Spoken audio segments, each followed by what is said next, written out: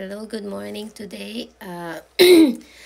Lahat ng chickens namin ay ibubutcher na namin. So, naghahanda ako ngayon kasi medyo malamig sa labas. Okay? Ayan ang gagawin. Magsusuot ako ng snow pants. Ang nanay ko ay hindi lalabas dahil malamig. Ayan. Snow pants tayo.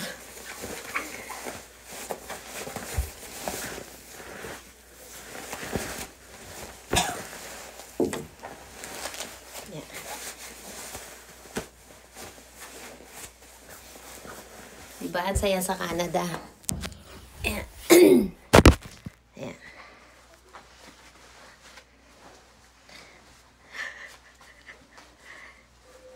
Ang aking asawa ay nauna na dahil mabagal po akong kumilos. Ayan. Tapos, magja-jacket tayo dahil medyo malamig na. Pero okay na yan. Okay. Wait lang. Ayan, maglalagay tayo ng neck warmer. In case it's a little bit windy outside. So, neck warmer. Ayan, neck warmer. Tuk na. Ayan, magtuk tayo. Ayan. And then, maglalagay tayo ng jacket na ito sa akin to. From my husband. So, ayan. And then,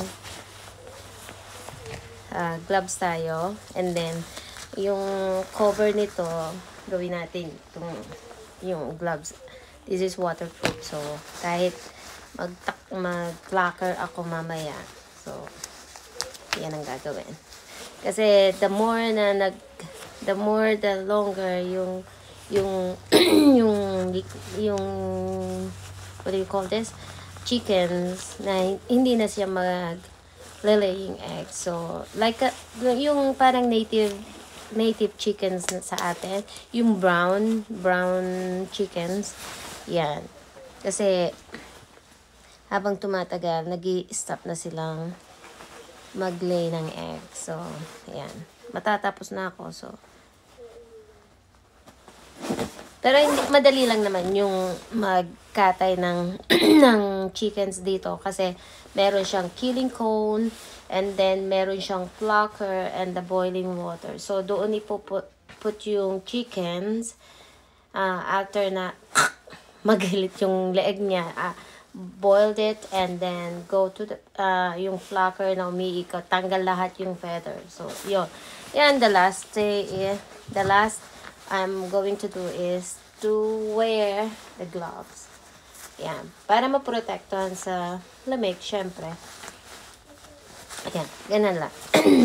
Kaya nag-wear ng snow pants to prevent na yung mga blood, diba? Yung stinky na yung smell. Yan. Okay? See you outside. Bye for now. And the end is yung boots na susuotin ko, yung malaki. Para kasya yung aking double socks. Bye!